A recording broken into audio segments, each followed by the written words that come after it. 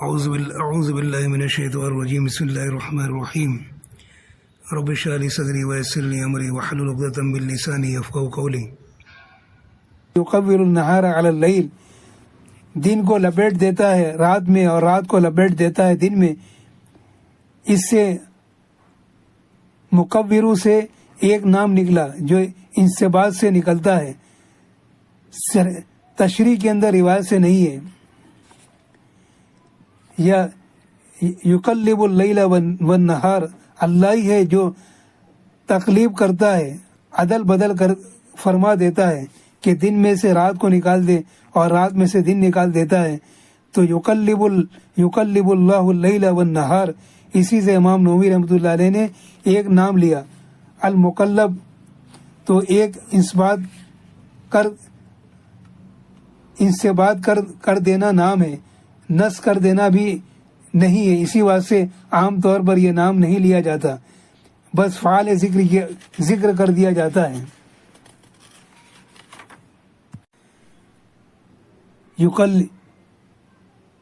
یقلب اللیل والنہار، یا جیسے حدیث میں رحمت دو عالم صلی اللہ علیہ وسلم نے دعا فرمائی کہ یا مقلب القلوب ثبت قلبی علی دینک، اے دلوں کو پلٹ دینے والے میرے دل کو اپنے دین کی طرف مائل کر دے، قائم کر دے۔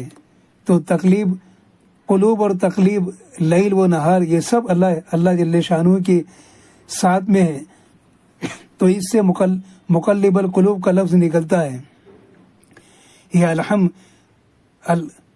الحمدللہ فاطر السماوات والارض، اس میں فاطر کا لفظ آیا ہے جس کے معنی خالق کے ہیں، تو امام نووی رحمۃ اللہ علیہ نے فاطر کو بھی اسماء میں شمار کیا ہے۔ جاعل الملائکۃ رسلا ولی اجنیہ مثنی وثلاث ورباع، وہی ہے جس نے پیدا کیے ہیں فرشتے جن کے بازو 2 3 اور 4 ہیں۔ حضرت جبریل علیہ السلام کے 600 بازو ہیں، تو بازوؤں والے ملائکہ کو پیدا کیا۔ تو یہاں جاعل کو لفظ لول جس کے معنی خالق کے ہیں، تو جاعل کا لفظ بھی امام نووی رحمۃ اللہ علیہ نے شمار کیا ہے۔ اسی طرح سے 1000 نام ہو جاتے ہیں، لیکن نصوص حدیث میں جو ہیں وہ 99 ہیں۔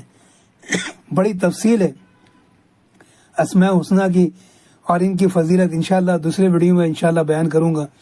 اصل موضوع تھا کہ اسلام کی بنیادیں اللہ کے ذات عالی کا یقین، یہ ہمارا بنے، اس میں جو تشریح سورہ کافرون کی میں نے بیان فرما دی، اور باقی کافی علماء نے اس کی تشریح فرمائی ہے، انشاءاللہ آئندہ بیان کروں گا۔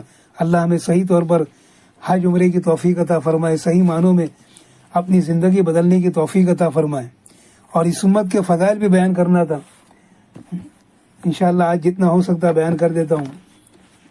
اس امت کی فضیلت، اللہ کے نبی رحمت دو عالم صلی اللہ علیہ وسلم کی جو مقام اور فضیلت حدیث کی کتابوں میں آئی ہے، انشاءاللہ اس کو بیان کروں گا۔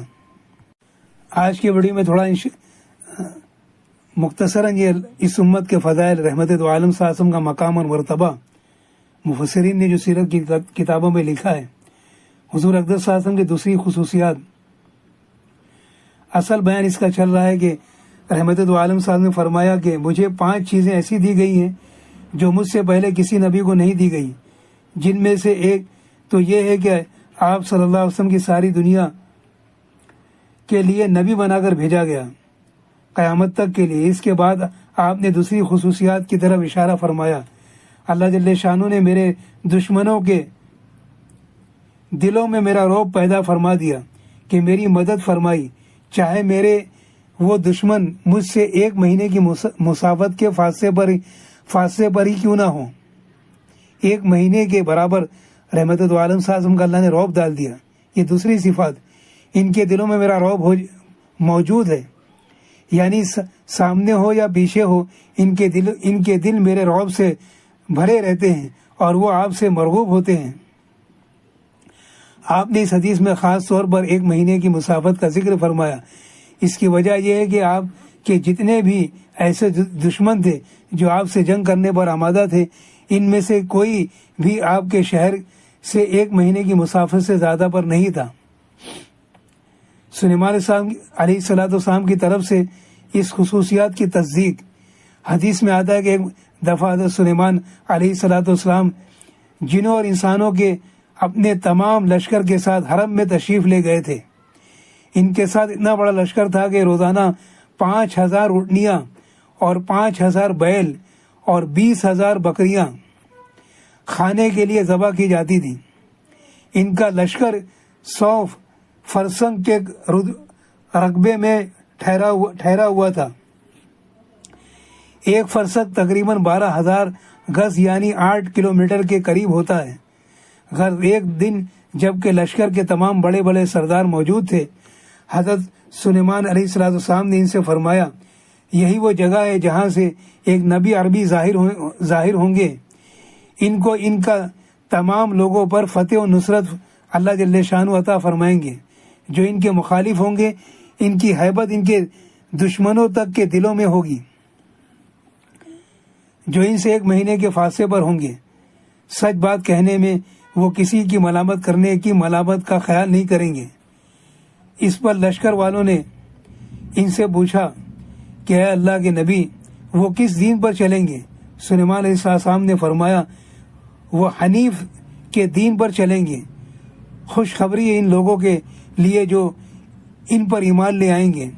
لشکر والوں نے پوچھا کہ ہمارے اور ان کے زمانے میں کتنا فاصلہ ہے؟ سلیمان علیہ السلام نے فرمایا کہ 1000 سال کی مدت کے۔ یہ سلیمان علیہ السلام نے اللہ کے نبی صلی اللہ علیہ وسلم کی امت کے فضائل بیان کیے اور آپ کے فضائل بیان کیے۔ آپ کا لشکر جو ہے پورا 8 کلومیٹر میں پھیلا ہوا تھا، حرم میں ان کا قیام تھا۔ سلیمان علیہ السلام نے اور پورے لشکر کو اللہ کے نبی صلی اللہ علیہ وسلم کی امت کو ان کے فضائل بیان فرمائے۔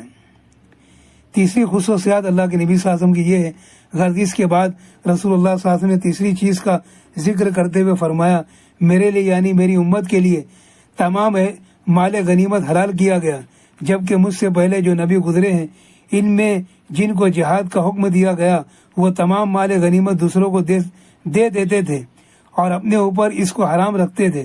وہ سب مال کو جمع کر لیتے تھے۔ یہاں غنیمت میں حیوانات کے علاوہ سب چیزیں مراد ہیں، جیسے پونجی، کھانے پینے کی چیزیں اور دوسرا مال و متاع، کیونکہ جہاں تک حیوانات کا تعلق ہے جو مال غنیمت میں آئے ہوں وہ لڑنے والوں کی ہی ملکیت ہوتے تھے، انبیاء کی نہیں۔ انبیاء کے لیے ان میں سے کوئی بھی چیز مال غنیمت کی حیثیت سے لینی جائز نہیں تھی۔ کتاب و وفا میں ہے اسی طرح ہے۔ بعض روایتوں میں یہ ہے کہ آپ کی امت پر مال غنیمت حلال کیا گیا، جبکہ اس سے پہلے کسی امت پر مال غنیمت حلال نہیں تھا۔ چنانچہ ایک روایت میں ہے کہ پچھلے نبی جب مال غنیمت سے 5واں حصہ نکال لیتے تو آسمان سے ایک سفید رنگ کی آگ آیا کرتی تھی اور اس مال کو کھا لیا کرتی تھی۔ اگر اس میں کوئی خیانت نہ کی ہو، اگر اس مال میں کسی نے خیانت نہ کی ہو، لیکن مجھے حکم دیا گیا ہے کہ میں اس مال کو اپنی امت کے غریب لوگوں میں تقسیم کر دوں، یعنی 5ویں حصے کو۔ یہ تیسری خصوصیت بیان کر رہا ہوں۔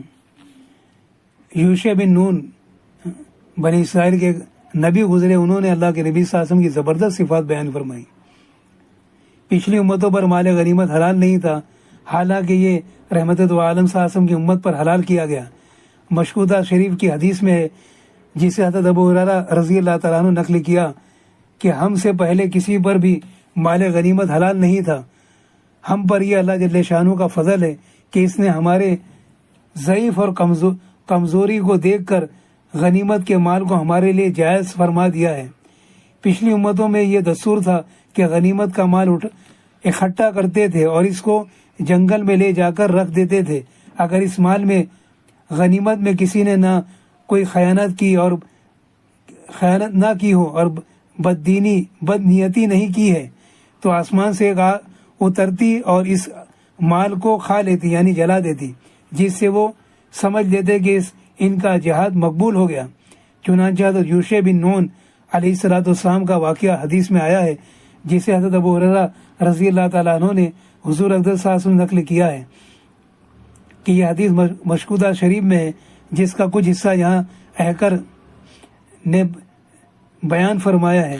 حضرت یوشع بن نون علیہ السلام نے ایک بستی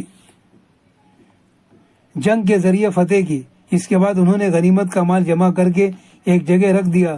آگ آئی مگر اس نے اس مال کو نہیں کھایا۔ حضرت یوشع بن نون علیہ السلام نے یہ ماجرا دیکھ کر ساتھیوں سے فرمایا کہ تم لوگوں میں سے کسی نے یقیناً خیانت اور بدنیتی کی ہے، یعنی اس مال سے کچھ چھپا لیا ہے، لہذا اب یہ ضروری ہے کہ ہر قبیلے کا ایک ایک آدمی میرے ہاتھ پر بیعت کرے۔ چنانچہ بیعت شروع ہوئی تو ایک شخص کا ہاتھ حضرت یوشع علیہ السلام کے ہاتھ پر رکھتے ہی چپک کر رہ گیا۔ حضرت یوشع بن نون علیہ السلام نے فرمایا تمہارے قبیلے میں سے کسی نے بدنیتی کی ہے۔ آخر اس قبیلے کے لوگ ایک گائے کا سر لائے جو سونے کا بنا ہوا تھا، اور جسے انہوں نے چھپا لیا تھا، اس کو انہوں نے جیسے ہی باقی مال کے ساتھ رکھا، فوراً آگ آئی اور اس سارے مال کو کھا گئی۔ یہاں یہ بات بھی واضح رہنی چاہیے کہ مال غنیمت اس مال کو کہتے ہیں جو غیر مسلموں سے جنگ کے نتیجے میں فتح کے بعد حاصل ہوتا ہے، یعنی دشمن کے کیمپ کا مال اور متاع اور جانور وغیرہ دوسری چیزیں فی ہوتی ہیں۔ یہ وہ مال ہوتا ہے جو بغیر جنگ کے دشمن کے کیمپ سے حاصل ہوتا ہے۔ علامہ جلال الدین سویتی رحمۃ اللہ علیہ نے اپنی تفسیر کے تکمیل میں لکھا ہے کہ یہ صورت حضرت عیسیٰ علیہ السلام کے زمانے میں نہیں ہوئی، اور غالباً وہ ان نبیوں میں سے نہیں ہے جن کو جہاد کا حکم دیا گیا تھا، لہذا یہ بات گزشتہ انشاءاللہ اس کو بیان فرمائیں گے۔ چوتھی صفات جو ہے وہ بھی بیان فرمائی، پھر پانچویں چھٹی انشاءاللہ وہ آئندہ ویڈیو میں بیان کروں گا۔ اللہ جل شانہ ہمیں صحیح طور پر دین پر چلنے کی اور صحیح دین کی سمجھ عطا فرمائے، اور جو باتیں بیان فرمائی اللہ جل شانہ مجھے بھی اور جتنے سننے والے سب کو جو اللہ تعالیٰ اس کا فہم اور اس کا شعور عطا فرمائے۔ نہیں تو بیان تو سننے والے ہزاروں ہیں، علماء کرام بیانات سنتے ہم، اس میں اہل حق کی بھی بیان ہے اور اہل باطن کی بھی بیان ہے، علماء حق کا بھی بیان ہے، علماء سو کا بھی بیان ہے، علماء حق کی بھی کتاب تصنیف ہے اور علماء سو بھی کی کتاب تصنیف ہے۔ اللہ ہمیں حق پر جمنے کی استقامت کی ہمیں توفیق عطا فرمائے۔ صحیح معنوں میں جو 5 ارکان اسلام کی بنیادیں اللہ کے نبی صلی اللہ علیہ وسلم نے فرمائی، اسلام کی بنیادیں وہ صحیح طور پر ہماری زندگی میں جو ہے وہ صحیح طور پر آئے، اسلام پر استقامت اللہ ہمیں عطا فرمائے۔ جو شروع میں حدیث بیان کی تھی اور قرآن کی آیتیں پڑھی تھی میں نے، اللہ جل شانہ نے جو اپنے کلام میں فرمایا، کئی بار یہ تو آیتیں پڑھ بھی چکا ہوں، بار بار اس کو پڑھتے رہنا تاکہ جذبات ہمارے اندر بنے اور وہ شوق جذبہ ہمیں بنے، اور جو جا رہے ہیں حج عمرے کے لیے صحیح معنوں میں حج عمرہ کر سکیں۔ تو اللہ نے اپنے کلام میں فرمایا وَإِذْ يَرْفَعُ إِبْرَاهِيمُ الْقَوَاعِدَ مِنَ الْبَيْتِ وَإِسْمَاعِيلُ، اور جب کہ اٹھا رہے تھے حضرت ابراہیم علیہ السلام دیواروں کے خانہ کعبہ کی، اور اسماعیل علیہ السلام بھی، اور یہ کہتے جاتے تھے کہ اے ہمارے پروردگار یہ خدمت ہم سے قبول فرما لیں، بلا شبہ آپ خوب سننے اور جاننے والے ہیں۔ اسی لیے کہتے ہیں عمل کے بعد تو دعا قبول ہوتی ہے۔ آج امت کا طبقہ جو ہے اللہ کی ذات عالی سے دور، عمل سے دور، حج عمرہ کر کے بھی زندگی نہیں بدل رہی ہے، تو کہاں سے ہماری دعائیں قبول ہوں اور اللہ کی بارگاہ میں ہماری دعائیں قبول ہوں، ہماری توبہ قبول ہو۔ سچے دل سے توبہ کرنا، سچے دل سے اپنی زندگی بدلنے کے عزائم اور ارادے کرنا۔ تو اتنے اولو العزم نبی ابراہیم علیہ السلام اور اسماعیل علیہ السلام آخر میں بات کہہ رہے ہیں کہ اللہ ہماری خدمت کو قبول فرما لیں۔ ربنا تقبل منا انک انت السمیع العلیم، آپ سب کچھ سننے اور جاننے والے ہیں، اخلاص کتنا ہمارے اندر اللہ خوب جاننے والے ہیں۔ اور یہ دوسری حدیث بیان کی حضرت ابو ہریرہ رضی اللہ تعالیٰ عنہ، حدیث کا ترجمہ ہے کہ ایک حدیث میں آیا ہے کہ قیامت کے قریب میری امت کے امیر لوگ تو حج عمرہ محض سیر و تفریح کے ارادے سے کریں گے، اور میرے امت کا متوسط طبقہ یعنی درمیانی طبقہ تجارت کی غرض سے حج کرے گا کہ